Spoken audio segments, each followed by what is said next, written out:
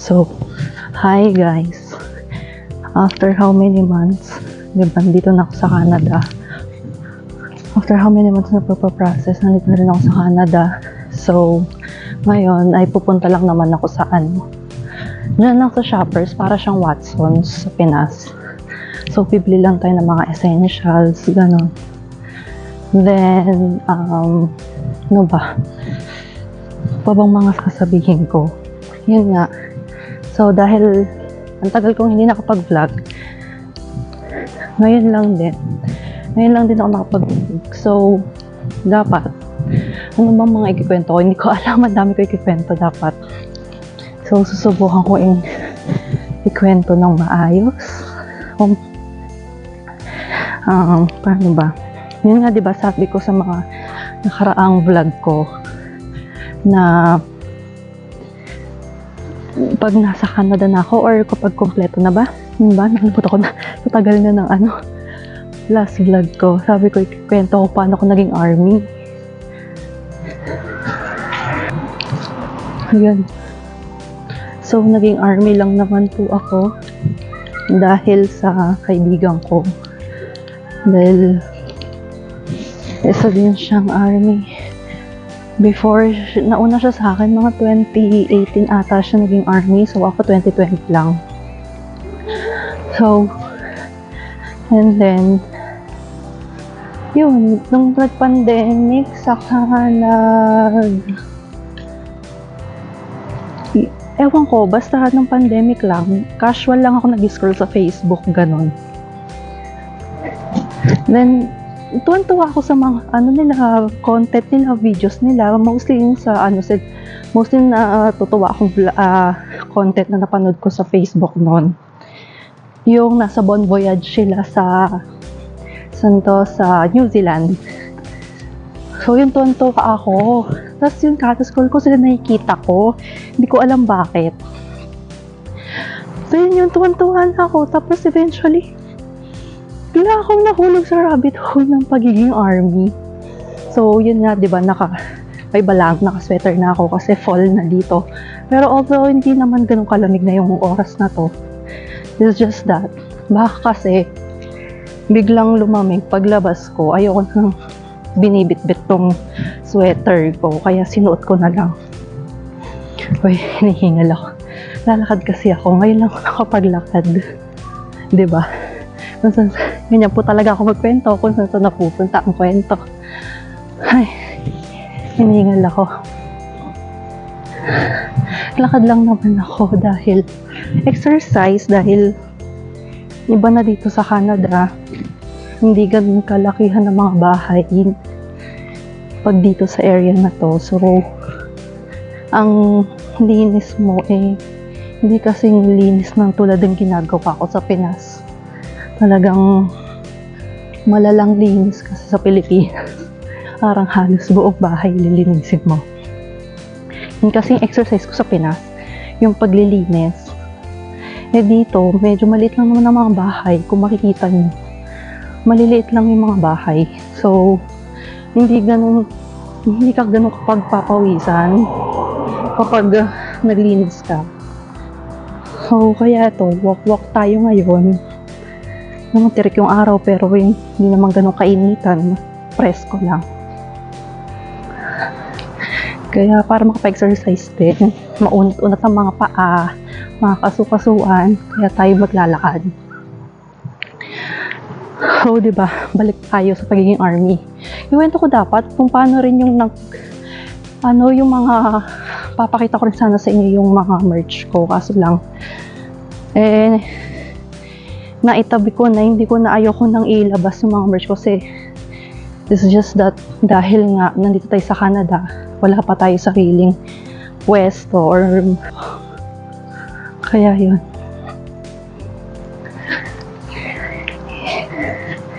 Yun.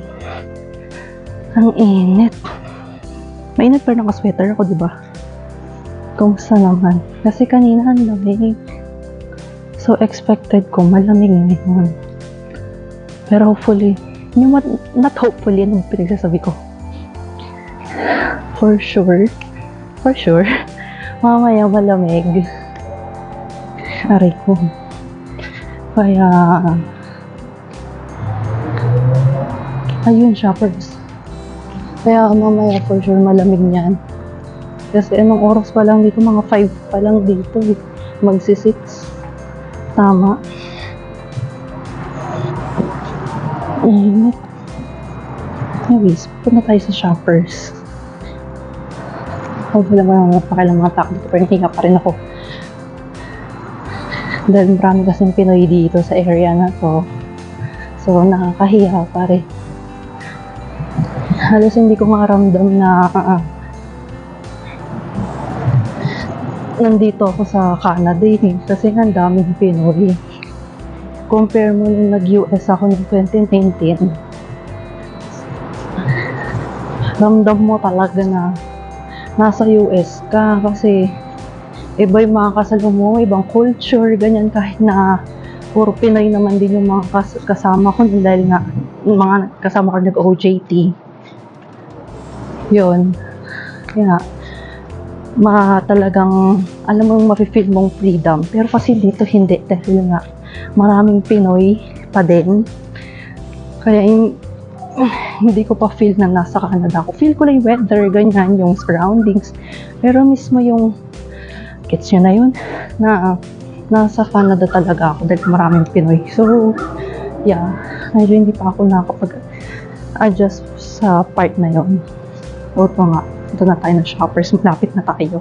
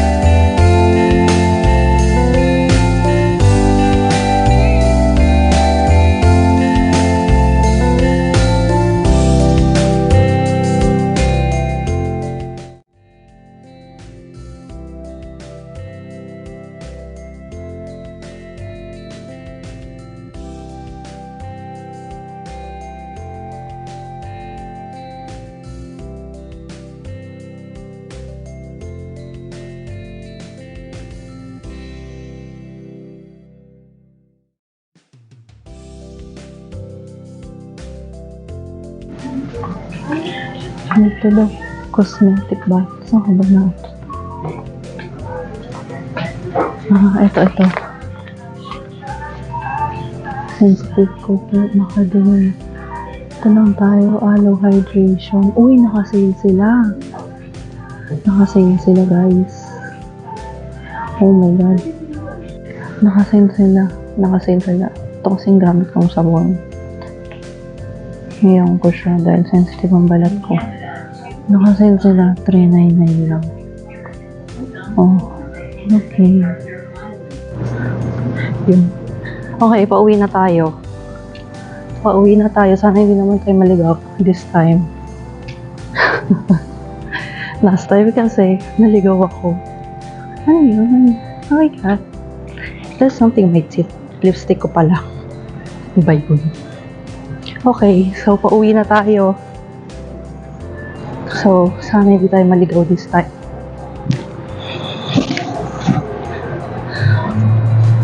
Naku, ang hirap pa naman pag maligaw. Dati napasobra ako ng konti. Yung alcohol pala na hinahanap ko, Diyos ko day. Kahit sa pharmacy pa pala siya nabibili. Akala ko naka-display siya sa aisle. So, hanap ko ng hanap. Hindi ako nagtanong. Buti na lang.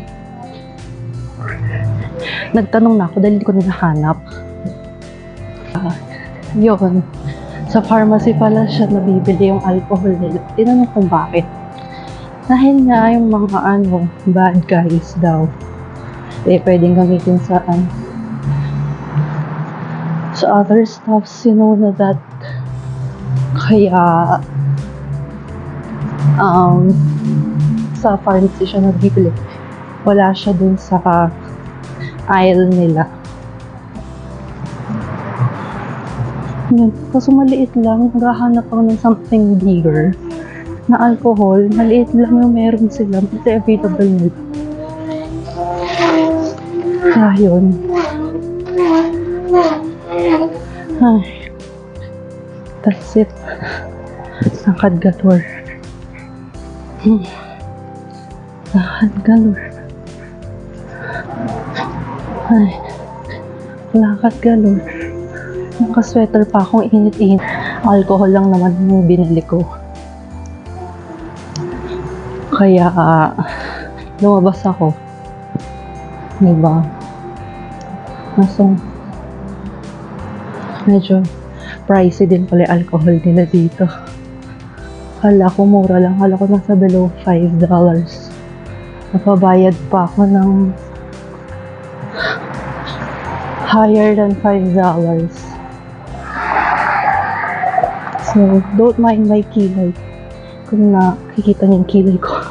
Hindi ako marunong mag-kilay pa. Okay. Kaya don't mind yung kilay. Okay, pauwi na tayo. Okay, hindi tayo naligaw. Okay, alam ko natundaan na to. Ha?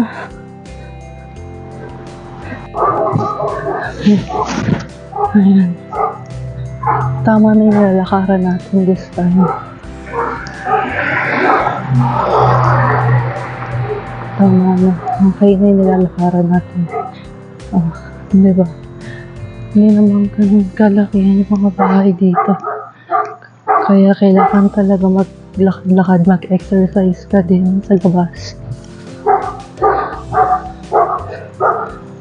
Para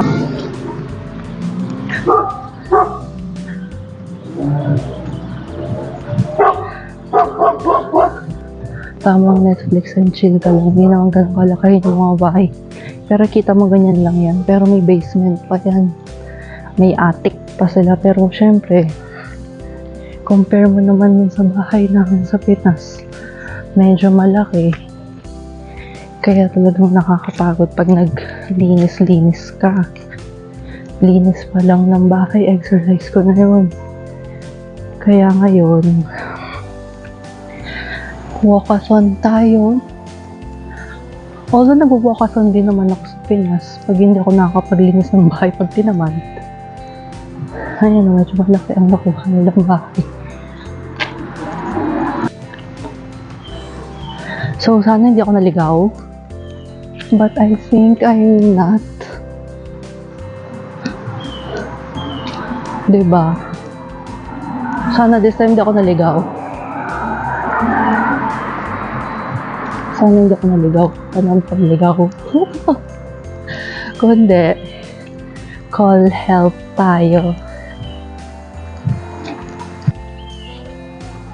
Buti na lang pag naglakad pa naman ngayong panahon na to hindi ka pagpapawisan.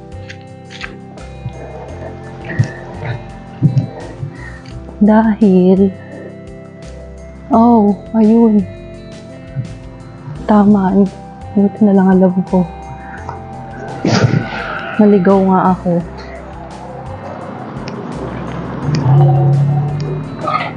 OMG. Dyan lang na niya naligaw. Hanapin natin ang street natin. Dahil ligaw na pala.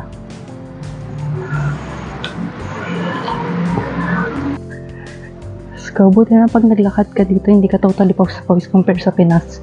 Pag naglakad ka, grabe yung pawis, tumatagaktak. Kaya nakakatamad din exercise mo or maglakad. Dito, gaganahan ka maglakad. Dahil hindi ganun kalainit. Hindi ka pagpapawisan na dahil. Oh my God, feeling ko naligaw nga talaga ako. Overding ito eh.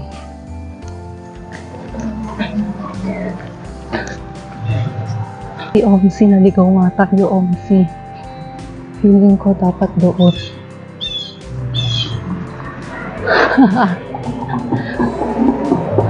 Ito na naman tayo. Kala ko tama na yung lalakaran ko. Mali pa pala. Mali. Ligaw galore tayo. Ligaw galore. Ay, no. Okay, naligaw nga tayo. Sabi ko sana hindi tayo ligaw. At ang akala ko pa naman alam na alam ko. O, Then diba? 250 meters, the destination is on your right. Diba? Wala na lang nakatulong. Ha? Tama pala ako. Hindi. Sumobra na naman ako. Tuwa na naman ako sa paglalakad. Okay, nato. 250 meters, the destination is on your right. 1000 and Far Redwood Avenue. Okay. Bye. Tapos na tayo.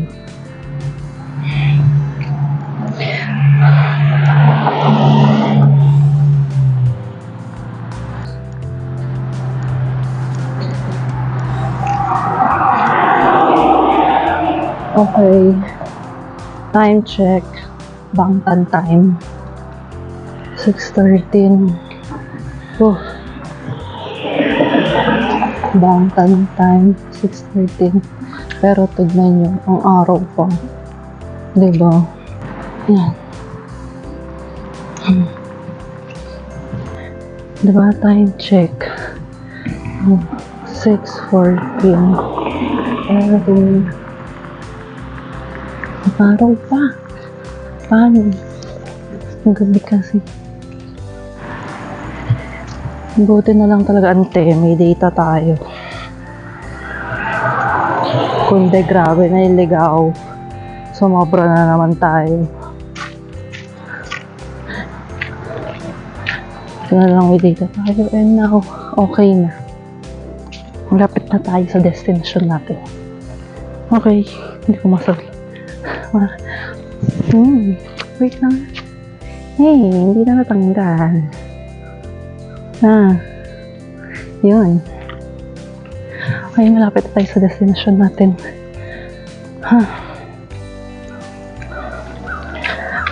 Sarap maglakad.